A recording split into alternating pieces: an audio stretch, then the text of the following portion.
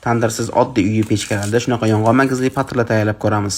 2 kg unga 650 g sut, 400 g toplonli masla, 20 g shakar, 30 g tuz, 10 g durji solib shunaqa qattiq xamir qorib 1 soatga oshirishga qoldiramiz.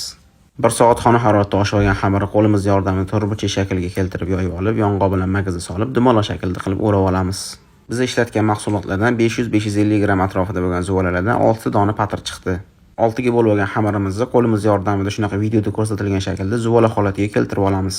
Ustini yaxshilab paketlab yopib, 20-yarim soat davomida xona haroratida oshirib olamiz. Zuvolalarimiz tinib olgandan keyin o'rtasini shunaqa moslama yordamida ochib olib, qo'limiz yordamida kengaytirib, ustiga pichoqda shunaqa shakl berib, o'rtasiga chakishtirib olamiz.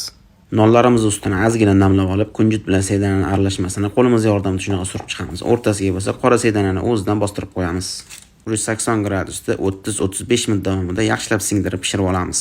Bu nonlarni tandirlarda mohirona va maromiga keltirib patirlarni yopadigan nonvoy birodarlarimizga taqlid o'laroq uy sharoitida havaskorona tayyorlab ko'rishga harakat qildik xolos. Videoni uy sharoitida yong'oq magizli patir tayyorlamoqchi bo'lganlarga yuborib qo'ying. Xato va kamchiliklar uchun ma'zur tutasiz. Vaqtingizga rozi bo'ling. Assalomu alaykum.